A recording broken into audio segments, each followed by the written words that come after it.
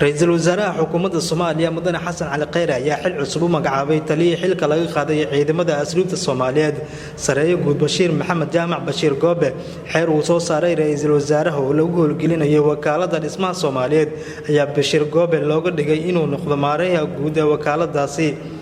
sidoo kale waxa xeerka lagu sheegay in xarunta wakaaladda horumarinta dhismaha Soomaaliyeed ay noqon doonto xarunta hay'adda Tika bisha cas ee laga leeyahay dalka Turkiga ee ku taal degmada wadajir ee gobolka Banaadir haddaba xeerka ra'iisul wasaaraha ayaa u qornaa sida tan ra'iisul wasaaraha Jamhuuriyadda Federaalka Soomaaliya markuu arkay qodobka 100 ee dastuurka ku-meelgaarka ee Jamhuuriyadda Federaalka Soomaaliya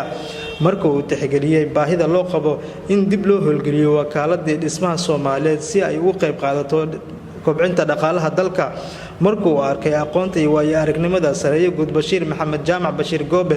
markuu garwaaqsaday in laga maarmaan ay tahay in loo howlgalo sidii dib loogu soo celin lahaa kaabayaasha dhaqaalaha oo ay wakaaladani qayb ay ka tahay waxa uu xeeriyay qodobka koowaad in dib loo howlgeliyo wakaaladda dhismaha Soomaaliyeed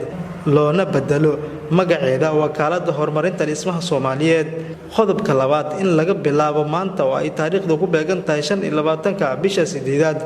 2019 loo magacaabay sareeyo guud Bashiir Maxamed Jaamac maareeyaha guud ee wakaaladda horumarinta dhismaha Soomaaliyeed qodobka saddexaad in xarunta wakaaladani ay noqon doonto xarunta Tika bisha cas ee Turkiga ee gobolka Banaadir ee degmada wadajir qodobka